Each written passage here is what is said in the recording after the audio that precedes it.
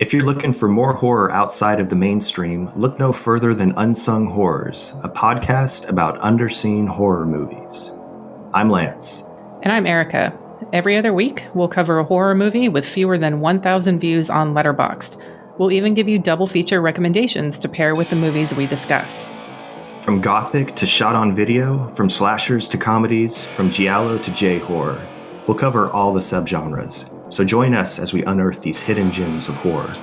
Follow us on Instagram, Twitter, and Facebook, all at Unsung Horrors, available wherever you listen to podcasts. And part of the Someone's Favorite Productions podcast network. Do you love movies? So do I. What's up, y'all? It's KB, and I love movies. Inviting you to listen to The Conversation, a film podcast where passion meets perspective and opinion. From the old school to the new, I invite a guest on to discuss the movies that thrill us, challenge us, break our hearts, or even blow our minds. There's always new episodes dropping wherever you get your podcasts. So join the conversation. We don't just watch movies. We love talking about them too. The Conversation with KB Loves Movies, a part of Someone's Favorite Productions podcast network.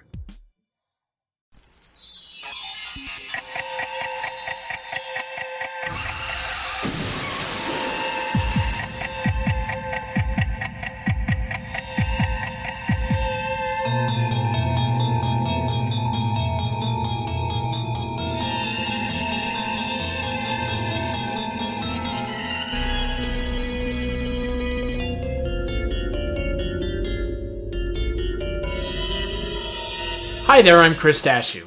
I'm Mike White. And this is Father Malone. And we're the hosts of Dreams for Sale, a once-a-month look at Twilight Zone 1985, otherwise known as the only Twilight Zone reboot worth watching, because Jordan Peele bait-and-switched all of us. On this episode... And the 2001 too, don't forget about that. That one's not bad. I will go on record, that one's not bad. They're the same. No, because the 2001 reboot can still stand as a timeless piece of fiction. The 2019 show is so rooted in the year that it came out. It's shocking. Well, okay. Yo! Woke nature! Trump! The Trump light zone!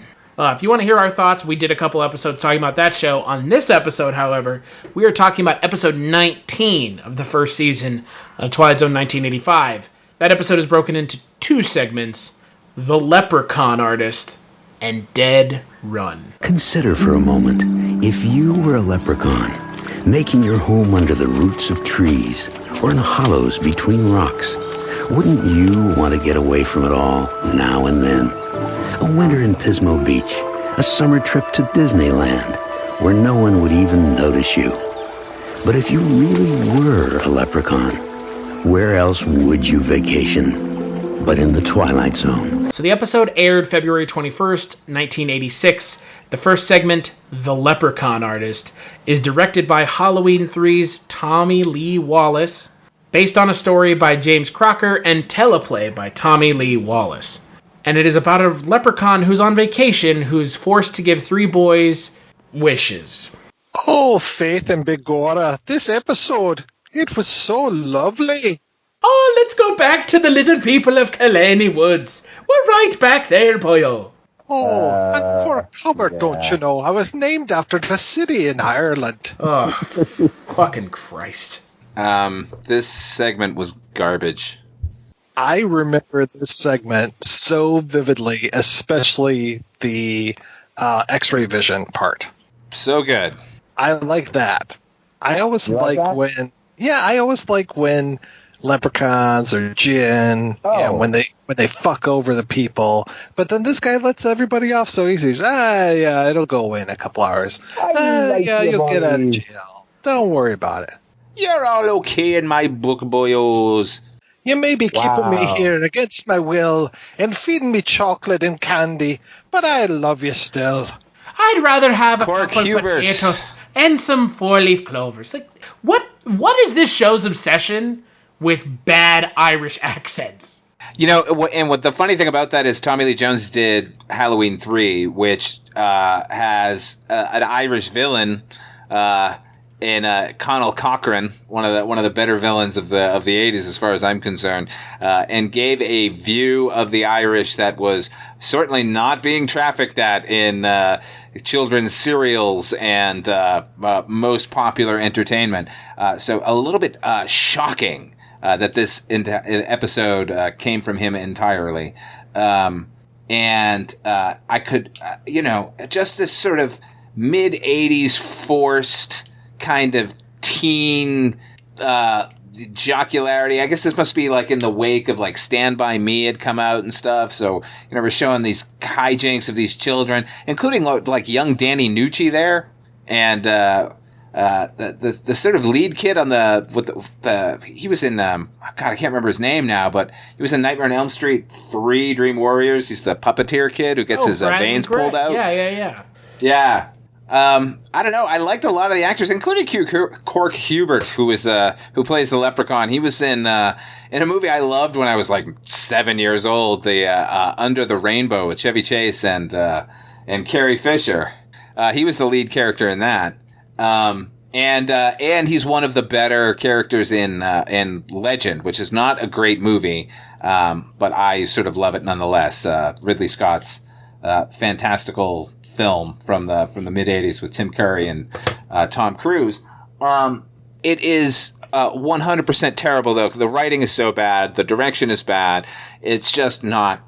It's not good. It's like, you want to talk about a waste of time in an episode. Like we were talking about some of the segments of the previous episode, like seeing yourself not watching them again. I would love to lacuna myself and get this one out of my head. I hated it. It was absolutely everything I do not want from the Twilight Zone. Oof. And I was actually starting when it started. I really was trying to dig it, and because I like everyone involved, including Tommy Lee Jones, and then watching it sort of slowly unravel into the schmaltz. I think even Alan Brennan, I read a quote from him saying like, "We should have killed this one at script stage," and he's absolutely right. Yeah, I think the only thing it really had going for it was the clever title, and that was about it. Because he really doesn't even con these kids. Like I said, he doesn't fuck them over. It's just he cons them because he gives them stupid wishes. But that's their own damn fault anyway. Yeah, that's what they always... You have to look for all the loopholes and be super careful with the way that you phrase things. Wouldn't it be better to just write the wishes down and hand them to the leprechaun? Yeah, think about him for more than 5 minutes. I want to be hot. Okay, you'll be hot then. And he's bursting into fucking flames. Like, you got what you wanted. Yeah. Like, hey, you know what else is good? Bedazzled. Both versions. You know what else is good? Anything with a monkey's paw. You know what else is good? Anything where the entire theme of the episode, show, movie is be careful what you wish for. And I want a turkey sandwich, and I don't want the sandwich to eat me, and I don't want to turn into a turkey. It's the Simpsons thing about the monkey's paw. Like, at least Homer was thinking there. Yeah, I mean, when Homer is outsmarting these kids, then you've got a problem. Exactly. I want a really hot car. I was like, oh God, they were just telegraphing everything. I want my parents to do everything I tell them to do. Oh, gosh. But nothing else. Like, oh, my God, episode. Well, it's like Bedazzled with Dudley Moore or with Brendan Fraser. I want to be super gifted at sports, and then he's a complete and utter idiot with a small dick. Like, wow. The creativity is just flowing from the script. You really are making me want to watch the Dudley Moore Bedazzled. Yeah, I mean, look, I like the Brendan Fraser one, but I like Brendan Fraser. Yeah. Well, yeah. Brendan Fraser's great. I mean, that's fine. I mean, yeah. The only time he's better is when he's acting against a monkey and not a monkey's paw. Monkey Bone is an American cinema classic. I will take nothing. George of the Jungle as well. Oh, that's a good movie. I don't know if you guys are giving me a hard time or if you're being serious. I don't know, Father Malone, if you've ever seen Monkey Bone. Oh, I've seen Monkey Bone. Oh, okay. I thought you might not have ever seen it. Oh, no, you've never seen it. He walked right into that one. Right. Big time. Oh, man. Okay. All right, now I know the game we're playing from here on out, gentlemen. This is a game, and you're the only participant. The walls are closing in on you, Father Malone. Oh, this is a blood sport. I can't. You know what the thing about this segment is the most surprising is that they stretched it out to like 20 fucking minutes. Oh my god! Like that in and of itself. Like, congratulations, Tommy Lee Wallace. You stretched it out to almost a half an hour long, and it was a waste of time. And, you know, we were talking in the last episode about the interstitials that Tommy Lee Wallace directed Dreams for Sale, which is one of the best things in the entire series, and knew how to do it economically and interestingly, and here just like threw all that shit out the window and was just like, let's just fuck around and do nothing. I don't know. Go ahead, Chris. I apologize. No. This is one of the worst segments we've seen, period. This is going on the short list of the worst segments that we've seen. Yeah, you know what? Even as muddle-headed a notion and as unlikable as the characters are in Little Boy Lost, like, it had its point of view, and it didn't feel like it was clumsily made. I think it was also made by Tommy Lee Wallace, wasn't it? I think so. I do want to point something out. Did you guys catch the reference to the little people of Kalani Woods? Yeah, they made some reference that they're not aliens or something. Oh, I'm not an alien. Oh, don't reference that episode, please. Yeah. Yeah, this oh god. This segment is just, I mean, there's not even a comeuppance. He just goes, "Oh, you guys are pretty good people. All right, bye then." Like, what? Yep. Sure. Off The hell? on vacation now. Yeah. He doesn't even give the wrong turn at Albuquerque line, you know? Yeah, you know, when they first catch him, he's in the stupid traditional Irish leprechaun suit, and then he's like, I'm on vacation. The next time we see him, he's like wearing a Hawaiian shirt and everything, and I thought, well, at least that's clever. But then that lasts for 10 seconds, and then he puts the other suit back on. I'm like, well, what? Why did he have a costume change? Like, I don't know. So weird. What they should have done was just have Warwick Davis as the leprechaun and him murder the kids, and that's it. There you go. Yeah, that works. Just jump on him with a pogo stick. Works with me. Or make them, I forget what it makes him eat paint, or he eats the coin and then he pulls the coin out of his stomach. That's right. Oh, jeez. Jesus Christ, oh dear God in heaven. You know what? I've never seen a Leprechaun movie. Ah! Wow. Well, I can tell you with Aren't you absolute the lucky certainty, one? they are shit. Doo-doo of the... Yeah. Doo-doo of Even the Leprechaun highest. in space? Even Leprechaun Even the one in space. Back to the Hood. Wow. Because don't forget, there's Leprechaun in the Hood, and then there's Leprechaun back to the Hood. Wow. Where he's looking for his magical flute. Ugh. If you know what I mean. Yeah. Yeah. Yeah, no. I'd rather watch Leprechaun than watch this shit again. Because this is just it's a bizarre segment. It has no purpose. It has no moral other than be careful what you wish for, which not unique. We've seen that, like we've mentioned now, a million times, and a million different other things that do it 2 times to infinitely more times interesting. All right, so let's talk about the final segment of this episode, Dead Run. Centuries ago, hell was reached by chalk white horses pulling shuttered coaches, by Spanish galleons borne on black sails through uncharted seas. Legend has it, Leonardo da Vinci was once commissioned to build a flying machine to carry souls to hell, but it never returned from its maiden flight. But along this particular road to hell lies redemption for the damned, as well as for drivers who have found work in the Twilight Zone. So Dead Run is directed by Paul Tucker, written by Greg Bear and Alan Brennert. It stars Steve Railsback as a down-on-his-luck trucker who ends up getting involved in a job that requires him to deliver, I was going to say sell, but ferry souls to hell via semi-trailer? Yet another in the new Twilight Zone's series of the bureaucracy behind the fantasy. That is like a whole subsection of these episodes. Certainly is. This is like, what, the 3rd one now? At least. Because we had the one with the devil with, I'm going to say Sanford and Son, but the Jeffersons. And then we had... Eye of Newton. We had Eye of Newton, and then we had the other one with Garrett Graham, like 2 episodes ago. Right. I would even go so far as to call the one where the woman goes to the wish bank. That's right. Yeah. Yes. Right. Yeah. So Dee Wallace, right? That's a lot for one season. Yeah. Ugh. Yeah, we're not even done with this season yet. No, we're I'm sure not. there'll be at least one more. I remember really liking this one, and watching it again, I still liked it. It goes on for a little long. It's a little slow in points, but I love Steve Railsback. Absolutely love him. I love Barry Corbin. I love John Delancey. It was so nice to see Brent Spiner show up. I mean, just the acting really helped this, and I kind of like the idea of the whole idea of hell expanding and having old hell and new hell, and they're delivering the new people to the outskirts of hell, and they just keep building upon it. But then also that people aren't paying attention, and people that aren't supposed to be going to hell are going there. And now Railsback is taking it on himself to be the decider. I don't know. I kind of dug this episode. Yeah, I'm actually there with you on that. On most of those things, I think it has problems, but I found it really disturbing as a child. The notion that even if you live a good life, a bureaucratic fuck up could send you to hell. A little bit of Brazil for the American television audience there, yeah, I mean, I think most of that still holds up. There are some weird moments in it, though. I don't know what accent Barry Corbin is doing, first of all. Yeah, he should only ever be Texan. Right.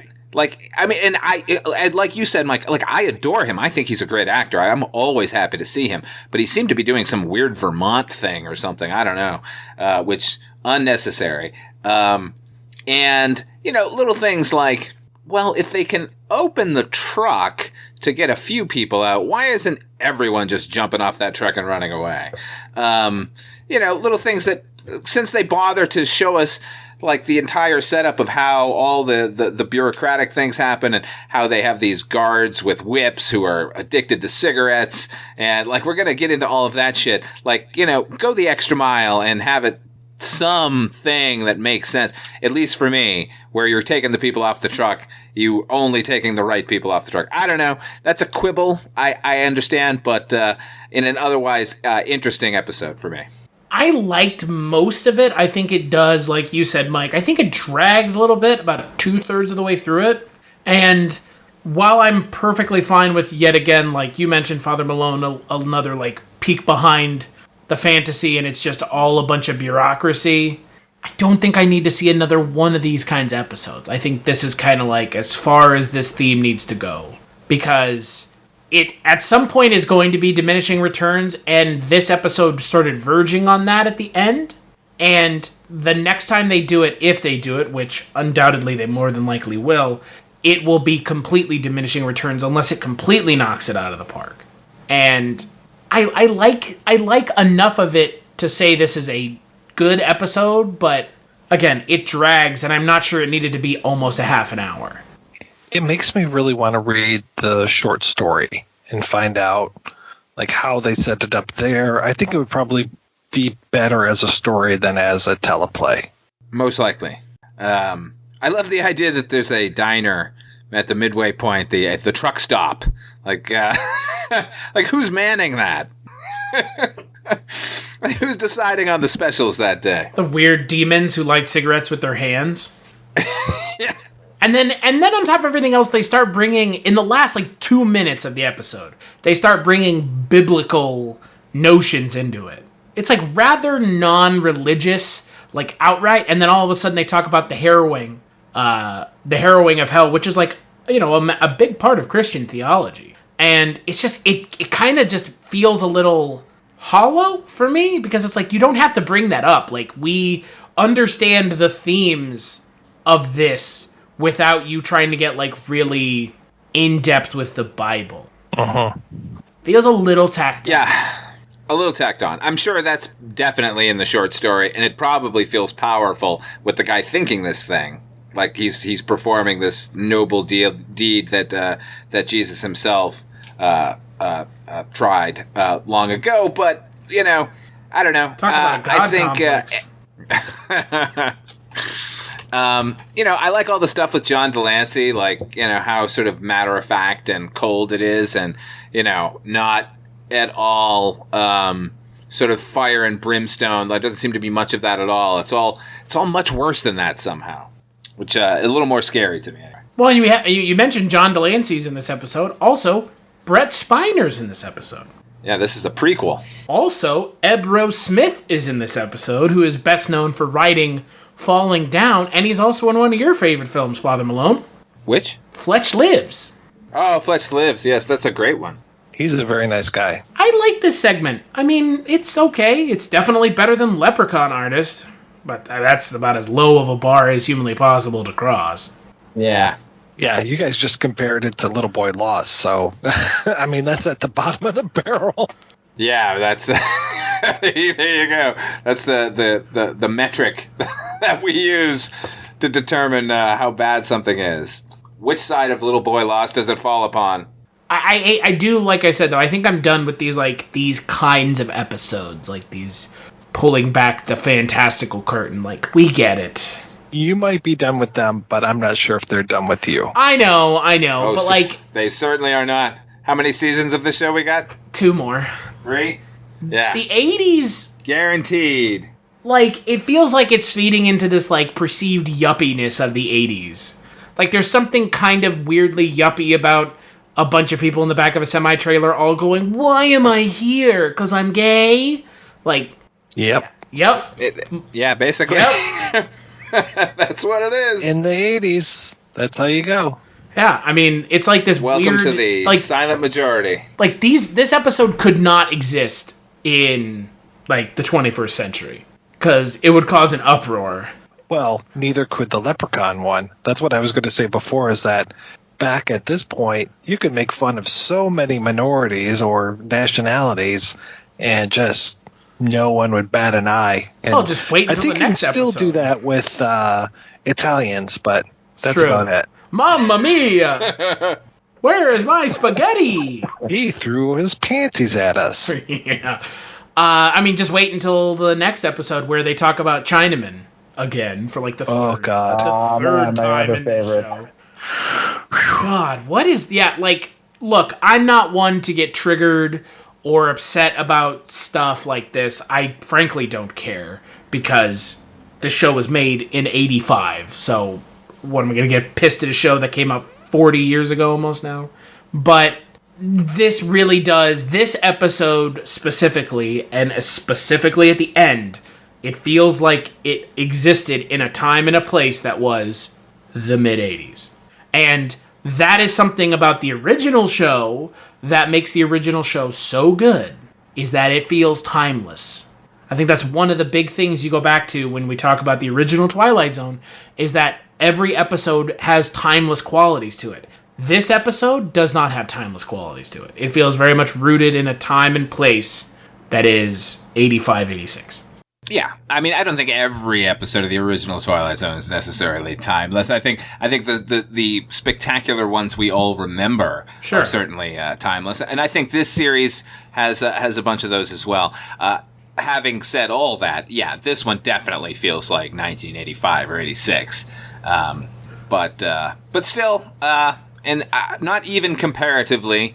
I think this segment anyway is real good. Is it enough for me to recommend the entire episode? Is a good question. Like, is it good enough to balance out the horrific nature of the Leprechaun-Artist? No, for me, it's not. No, me either. I think if you can just watch this segment on its own, please do so. But if it's all or nothing, skip the episode. I do like the idea of Brent Spiner being a draft dodger. He just has that look about him. Yeah. It's better than Leprechaun-Artist, but I think for me, I think these last 2 episodes of the show have been real bad. I'm sure it'll all get better after here. Speaking of that, on the next episode of Dreams for Sale, we're going to be talking about episode 20, which is broken into 2 segments, Profile in Silver and Button Button, which yes, if you're curious, is the story that was later remade into the 2009 film The Box. So until then, where can people find you, Mike White? Well, you can find me over at the Projection Booth, which is available at projectionboothpodcast.com. And I do a podcast with you, Chris. I'm not sure if you realize it. It's called The Life and Times of Captain Barney Miller. I was under the impression that was just our pillow talk. Well, You think that I just talked to you sweet and lovingly about fish and Wojciechowicz and Yamana? I guess I had hoped so. Yeah, well, there is that. I mean, there's our slash fiction that we write. Yeah. Well, but here's the thing. It's slash fiction for the Projection Booth podcast. Yeah, there you go. Yeah. And then Chris started talking and taking his clothes off. Boy, slash fiction of real people is horrifying.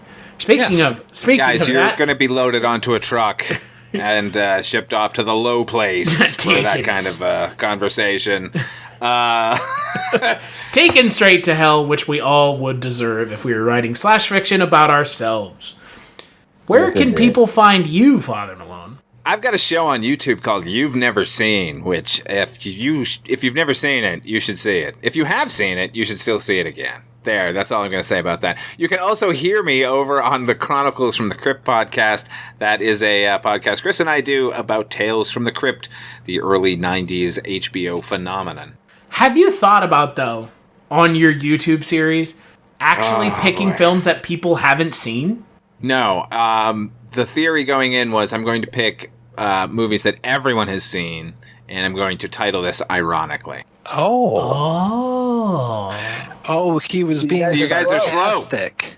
Yeah. He was being sarcastic. He didn't actually say that we should inject disinfectants. He was being sarcastic about it. He just wanted to see what would happen. Yeah. Yeah. As for myself, you can find me on CultureCast, Scary Stories We Tell podcast, Dreams for Sale is, I don't know where that, Twilight Zone 85. That's what you're listening to. Yeah. TwilightZone85.com is where you can find more episodes of this show. We're about 3/4 of the way through this first season. So we've done a whole lot before this if you want to go check those out. We're also on Twitter, Facebook. Big thanks as always to Roxy Drive and Neutron Dreams for the music for Dreams for Sale. And we'll catch you on the next episode.